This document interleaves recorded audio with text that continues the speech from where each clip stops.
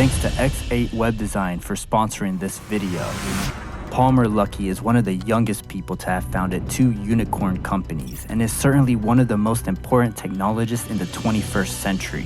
He's known by many for inventing the Oculus Rift headset that was acquired by Facebook for $2 billion before even launching their first consumer product. And after being publicly fired from Facebook, he wasted no time starting his next business that elevated him to billionaire status by being nearly the only military defense company to successfully come out of Silicon Valley.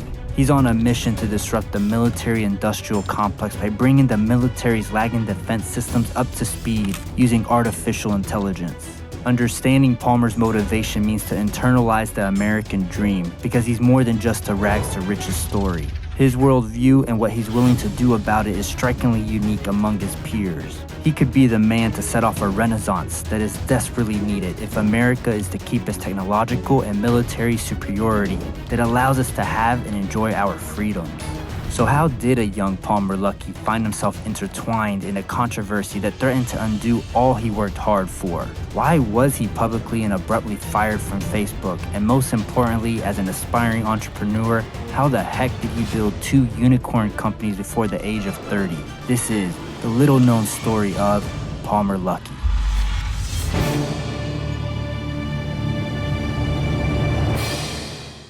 Palmer Luckey was born September 19, 1992, in Long Beach, California. He grew up in a middle-class home. His father was a car salesman and his mother was a homemaker who did more than just cook. She instilled a love for technology into young Palmer, who would spend hours in his room building and repairing a range of gadgets. Because he was homeschooled, he focused on things he had an intense interest in. And by the time he was 14, he was taking community college classes at Golden West College and Long Beach City College. But what really contributed to his success was reading books, watching online tutorials, and being completely hands-on with things he found interesting. He played with lasers, railguns, and Tesla coils, sometimes resulting in personal injury. One time, he electrocuted himself by touching a grounded metal bed frame, and another time, he burned a gray spot into his vision while cleaning an infrared laser. These experiments weren't always cheap, so he earned money working on a dock in Long Beach. But how do you go from playing with lasers and getting electrocuted to creating a VR headset? Well, it came down to his obsession with gaming. He built a top-of-the-line PC gaming rig, adding more and more monitors until he reached 6 of them. His goal was to create an immersive type of feel to it, but regardless of how many monitors he added, he couldn't quite accomplish the immersive experience he was hoping for. He started out by researching if the technology existed, but to his disappointment, all he could find were old, heavy, non-functional ones that fell short of their promise. But growing more and more curious as to how these antique headsets worked, he would go to liquidation and auction sales to buy these once thousands of dollar prototype headsets for pennies on the dollar. He wound up collecting nearly 50 of them. He would open them, try to fix them, and even find ways to make newly available tech compatible with the old tech. And at the age of 16, with his vast knowledge and experience, he began building his own VR headsets using his own designs. He funded this by working odd jobs, fixing iPhones, coaching youth sailing, and working as a groundskeeper. His whole education experience was non-traditional, which had a lot to do with him becoming a successful entrepreneur and thinking creatively.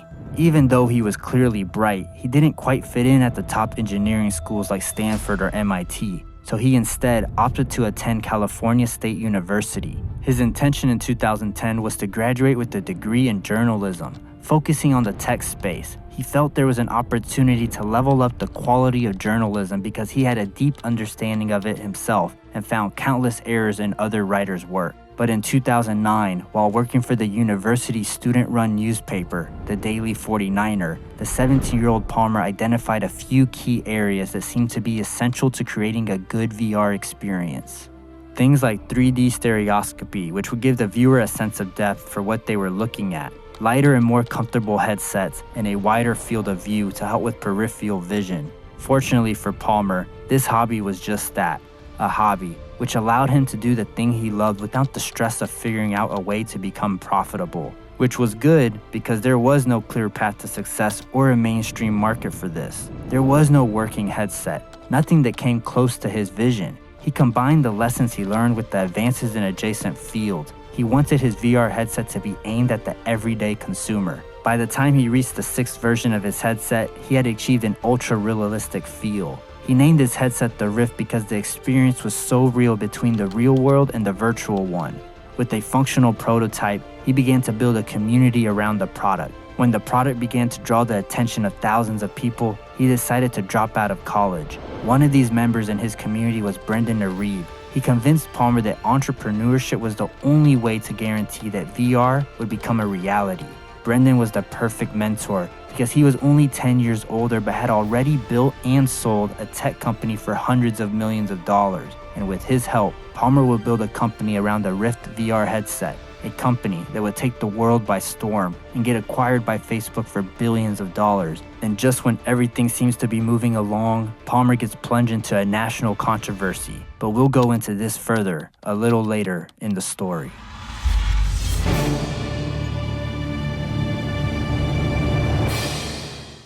The name Oculus comes from the Latin word for eye, and it was suggested by someone during a meeting. And since it was better than the alternative step into the game, it wasn't too hard for Palmer to take the suggestion and incorporate the name Oculus VR in July 2012 once the team was in place. In August, they launched a Kickstarter campaign that raised $2.5 million, 10 times the original goal. And because Palmer built an enthusiastic and loyal community, they attracted well-respected names including Cliff Bleszinski from Epic Games, David Helgeson from Unity, Michael Abrash from Valve, who all gave the product their blessing. The company also received a huge endorsement from John Carmack, who built demo games that featured the Oculus Rift headset. And with that, companies were putting aside their skepticism and bought into the true story that a young, ambitious kid relentlessly worked hard and built something truly special. The first round of funding came from 8 investors, which included Spark Capital and the well-known Founders Fund, which is run by Peter Thiel, a billionaire known for investing in contrarian entrepreneurs. Palmer raised a total of $16 million in the Series A round, followed by a $75 million Series B round. Oculus used this money to ship out their developer kit 1 and 2, and before they could ship out their first consumer version, Facebook knocked on their door and gave them an offer they couldn't refuse, an offer that would later cause all hell to come loose. Now, thankfully, you won't have to go out and raise money or spend countless hours fumbling around building a mediocre website because you spent hours watching tutorials when you should be doing what you do best, running your business instead of your business running you. That's where the sponsor of this video, X8 Web Design, comes in. They offer a free initial consulting session where they go over your brand strategy and website design to help you better connect with potential and existing clients. They will design beautiful and efficient layouts that give you the image of a big business because they operate with the heart of a small one. Their job is to help you look good online, which will help you attract more clients while making it easier for you to run and update your website. They're passionate to see your small business win, and they aren't scared to say what they believe in either, which is what made them a natural partner of the channel. Their company believes in freedom. Freedom for their clients, freedom for our teams, and freedom for our country. Whether you own or operate a luxurious country club with a golf course, or a plumbing business, or anything in between, if you need an online presence, be sure to book your free consulting session with them and simply let them know we sent you to save 10% on any services you end up using from them. The link is in the video description below. Expand your business with X8 Web Design. Thanks to X8 for sponsoring this video.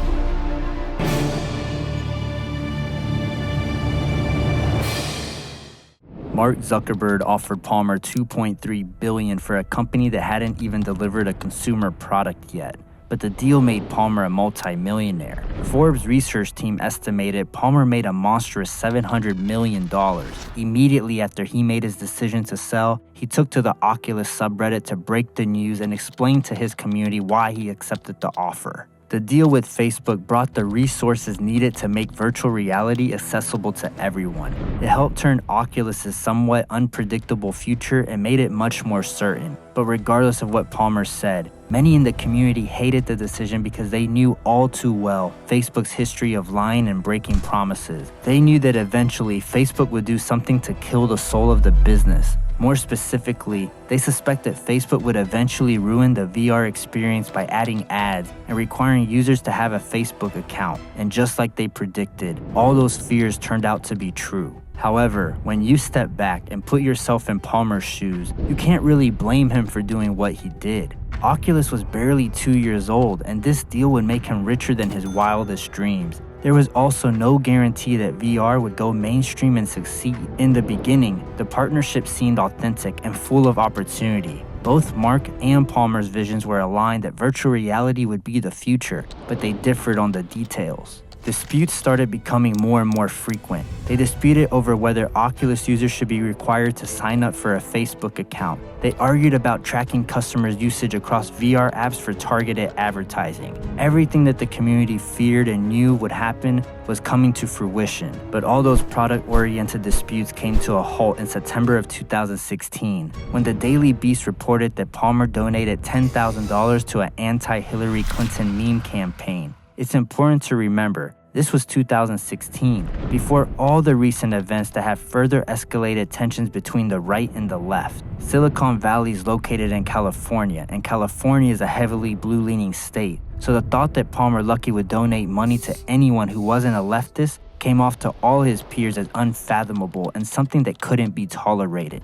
Even to this day, besides Palmer Luckey, Peter Thiel is pretty much the only well-known person in tech who has publicly supported a Republican candidate and ironically happens to sit on the board of Meta as he was an early investor in Mark's company. But it seems Peter has achieved saint status and isn't as affected by his political views. Palmer, on the other hand, hasn't achieved saint status and was in a much more vulnerable situation. An Oculus competitor, the HTC Vive, was gaining momentum, and developers from companies such as Tomorrow Today Labs and Screwta Games added fuel to the fire by denouncing Palmer's political views to show how woke they were. All of this led to Facebook eventually firing Palmer.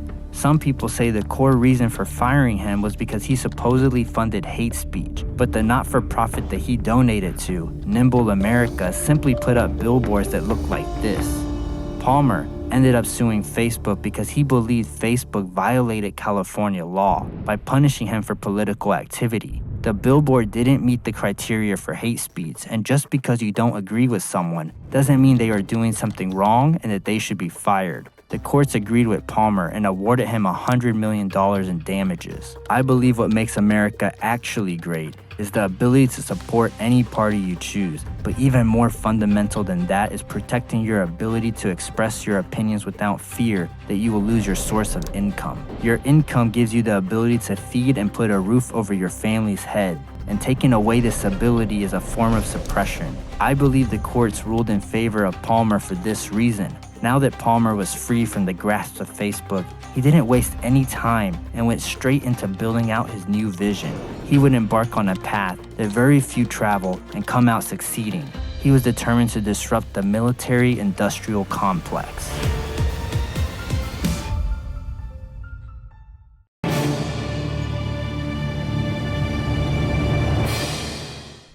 Palmer named his company Anduril after the sword carried by Igor in The Lord of the Rings. He often states that Anduril is a products defense company more than a military contractor. His goal is to disrupt the current business model of companies like Lockheed Martin, Raytheon, and Boeing. Their business model relies on contracts consistently going over budget and deadlines being extended seemingly indefinitely. There is no incentive to do the job accurately, quickly, and under budget because they know the government will pay the bill no matter how big it is. In fact, they have been taking advantage of this for years. Anduril is exploiting this business model by using its own money to develop products and then selling a working finished product to the government. This is why their products are proving to be superior compared to the old, antiquated tech the traditional military contracting companies are currently providing. Palmer's approach saves you and me as a taxpayer money because it doesn't spend the government's money on products that may or may not work. This also gives Anduril the freedom to build creative, cost-effective products that the military doesn't even know they need yet, like defense systems to prevent drone attacks, autonomous networks, and AI systems that put it all together. This may sound like science fiction today, but it's not. These types of threats have already occurred, such as the drones that attacked the Aramco facility. When these attacks happened, it forced the military to re-examine how they look at potential future attacks. And when they looked around, guess who had the solution they needed? Anduril. There is a growing consensus that the US military has been focusing on the wrong things, spending money on how past wars were won, and using these same tools to deter conflicts is quickly becoming obsolete and even a disadvantage. Conversations are shifting into what new tools will be needed to deter conflict, and tools powered by AI will certainly be a part of that. The country with the most sophisticated AI systems will be the future leader calling the shots. Oculus made Palmer a multi-millionaire, but Anduril made Palmer a billionaire. And we need more Palmers to innovate for us rather than for our enemies abroad. We also need leaders in the tech space who love America and who aren't beholden to foreign powers. If you made it this far, you certainly liked our video, so don't forget to subscribe and enjoy this next video that I handpicked for you. We are building a library of hits, but this preview is playing below the thumbnail. I'll see you over there. Until then, stay free. My story. Listening to that story, it seems a world away, but at the same time, it seems like it just happened. It seems like a big accident. The Johnny Kim documentary you've been waiting for.